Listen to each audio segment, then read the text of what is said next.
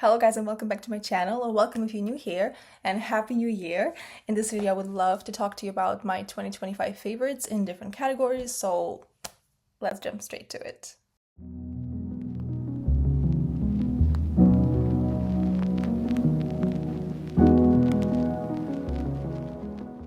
Okay, so I have compiled the list of the things that I really enjoyed in 2025, and I kind of broke them down in different categories, so let's talk about them. I do not use lots of things, so when I do use them, that means they're actually really good, they're actually worth it.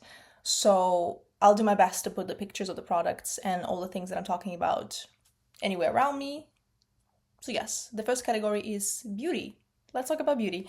At the end of last year, I decided that I will not be spending a lot of money on new products. I will be a lot more minimalistic, I guess. Not even that, but I will just be consuming less. Like, I will be actually making use of the products that I already have and the products that I actually enjoy, and I will not be buying the products just because they were advertised a bunch of times or just because someone said that I need this another product. I don't really like that approach because I ended up having too many products that I never got to even use.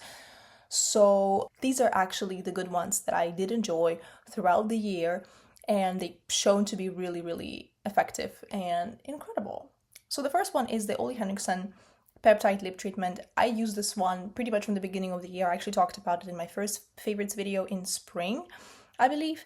And I've definitely decided that I will be using more of those peptide lip treatments because they're actually amazing. They feel really amazing on the lips. They last a long time. They're really pretty. The one that I have is in the shade.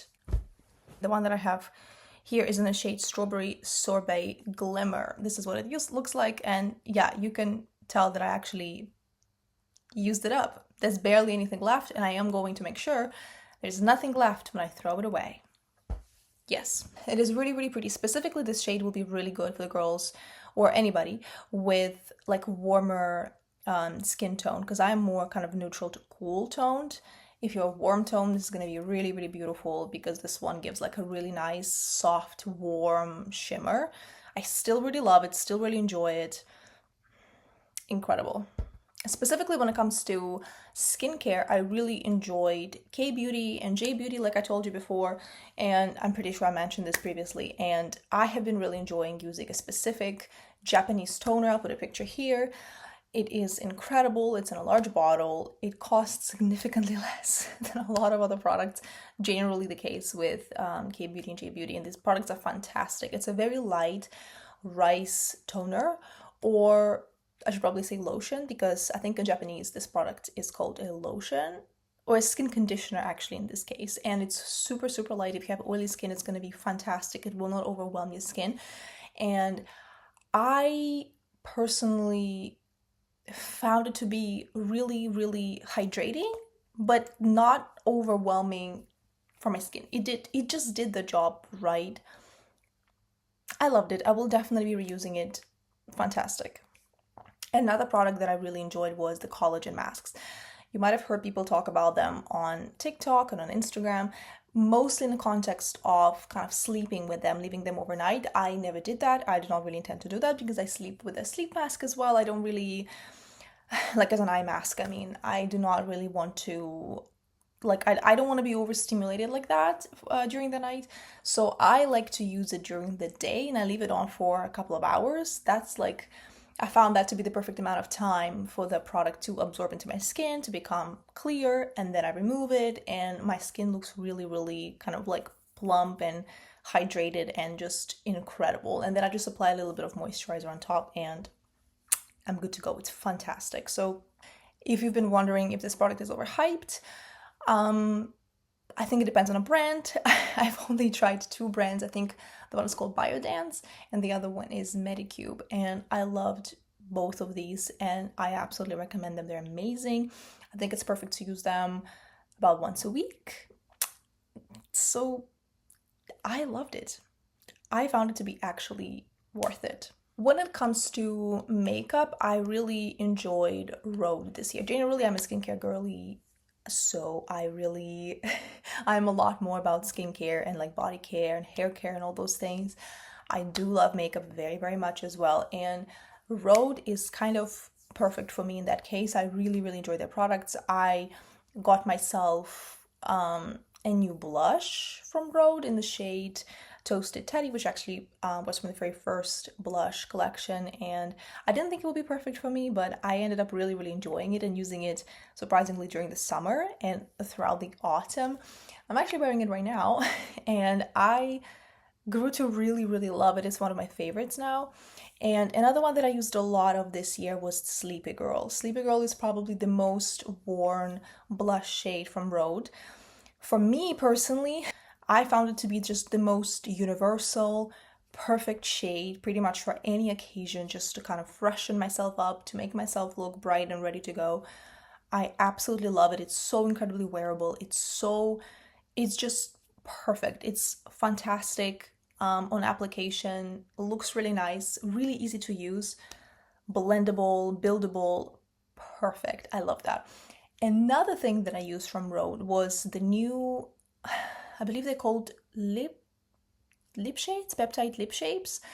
Those like thick lip pencils that are supposed to overline your lips but also hydrate them at the same time. I was really skeptical about this product at first, and I heard like really mixed reviews, but I ended up really enjoying those products, and since I got them, I used them pretty much every time I was doing my makeup. I have two shades, Lift and Twist. I'm wearing both right now. If I want something a bit more natural, I'm using Lift because that's pretty much the natural shape, like not shape, shade of my lips. So it helps to kind of just create a little bit of a fuller form, and it looks really natural. It looks really beautiful. If I want more of a contour, I'm using Twist on top. I'm also wearing MAC Grayish on top of that all. I'm using many products actually. So yes, when it comes to lip liners, I really love MAC Grayish. That's been probably my most worn lip pencil since I got it last autumn. So yeah. But those two peptide lip shapes are just phenomenal and fantastic. Whenever I go anywhere, I always take them with me. I take both of them really because I feel like they work so perfectly together, and my lips actually feel hydrated when I use them. That's a really important thing for me, which is why I'm all about lip balms. Like, I love those products. I have to have them with me. Unlike lip pencils, these products do not dry my lips, and that is a phenomenal thing that I can just, like, that on its own makes this product a forever favorite for me, because I hate the feeling of dry lips, and I found myself using this product actually on dry lips and kind of going out for a couple of hours and coming back, my lips were still moisturized. That's actually crazy for me. So I could not recommend that enough, to be honest. And that's like coming from the bottom of my heart. Love that. When it comes to hair care, specifically in the beauty category, I really loved Dr. Groot scalp treatment. I've been using this product since spring of 2025 because I got a haircut that was a little too short. I really hated it, and I got really determined to grow my hair as fast as possible and to obviously have it be really healthy, regardless of any hair growth journey, which by the way worked. Like, my hair obviously grew, but that's mostly because time passed. That's just how that works. But specifically Dr. Groot scalp treatment, I found it to be a fantastic product. I heard lots of people talk about it. I heard lots of Korean girls talk about it, which again, that's a yes in my book. It makes your hair just so silky soft, and it just does something to my scalp, to my hair. You just apply it at the end of your hair wash for like a couple of minutes on your scalp. It's like really warming as well. You kind of massage it into your scalp and leave it on for like a minute or two, and then you wash it off. Your hair is immediately so incredibly soft. Like, I just could not recommend it enough. And I actually have ordered the full hair care collection from Dr. Groot, and it should come to me soon. I'm really excited to try the shampoo and the conditioner. Really, really, really excited. Could not recommend more, to be honest. Now let's talk about the books. I am currently reading the Wheel of Time series, and It contains lots of books, and these are really thick, big books. I would love to talk about the series in more detail once I finish the full series. I love it so incredibly much. It has such a special place in my heart that I just do not have it in me to read the full series at once. I just have to read a bunch of books in between as well because I want to prolong the process just because I love these books so much and these characters are just living in my heart. So I can't do that to myself. I'm already thinking about how I'm going to live after I finish these books, and it hurts. I already cried about that. Not to be dramatic, but I do recommend that series incredibly, incredibly much. It's so special and so worth it. Can't really say much just because I have not finished it yet. So, yes. A really interesting discovery for me in 2025 was Nagata Kabi and her graphic novels. I have read, I believe, 3 of her graphic novels at this point, and I'm kind of determined to read all of them. These are just really vulnerable and very raw stories about the author herself. They are very autobiographical, and she talks about very vulnerable topics about loneliness, about her eating disorder. She talks about her sexuality. She talks about her loneliness. She talks about friendships, her relationship with her parents, about her alcoholism, lots about the things that are extremely, extremely vulnerable. Not all of these things are relatable to me personally, but it's still such an incredible process to read about someone not glossing over their experience in their 20s and their 30s, someone talking about, her hardships and struggles that I feel like are so common. And I feel like lots of people will find themselves, at least partially, in her storytelling. I really like her style as well. It can be kind of hard sometimes to get through some topics, but it is still really emotional, and I really liked her work, and I really want to read more of her graphic novels in the future. So yeah, that was a beautiful discovery for me this past year. And I also I'm really happy to kind of get into graphic novels again. So yeah. You might know that I read Court of Mist and Fury this past spring/summer, and I talked about this book in a separate video because it got me so excited to read fantasy again, like this kind of fantasy. I obviously Wheel of Time is fantasy, but to me it's on a whole other level.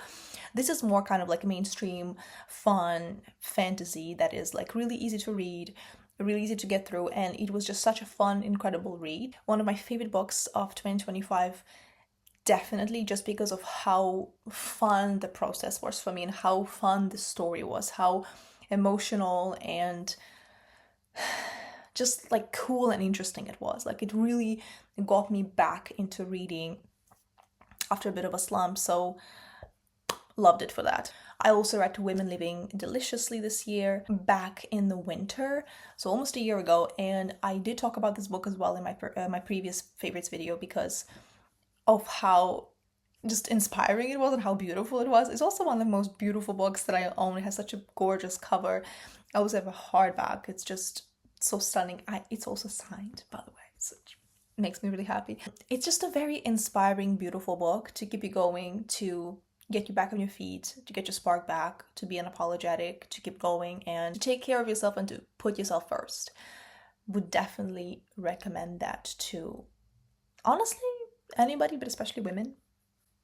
It's a really good one. My most recent book favorite has to be Carmilla, which is pretty much a classic as far as I know, and it's one of the first, if not the first, book about vampires. It was written in 1800s, which I had no idea that was the case. I had no idea that it was written before Bram Stoker's Dracula. So yeah, it's also a pretty short book, so that can be a really kind of quick read, but I really, really, really enjoyed that book. It was just, it's a gothic, sapphic romance, and I really love the storytelling. I really love the narrator. I really just love how mysterious and how spooky that was. I did not really expect that book to be as kind of eerie as it was, because I have not really read any horror books, to be honest with you. I have not really read any books that like actually made me feel spooked. And considering the fact that this is sort of a horror novel, like a horror romance a little bit, I am really impressed that it actually made me feel a little bit spooked. It's really mysterious. It's really kind of eerie. I really, really enjoyed it, and I definitely, absolutely recommend it. One of my favorite books of 2025, most definitely. Okay, now let's get into films slash shows slash anime, especially anime, because I, at this point, am mostly watching anime and I absolutely love it. So happy to be back watching anime the way that I did when I was like in high school and in my early 20s. Let's start with the movies. Nosferatu.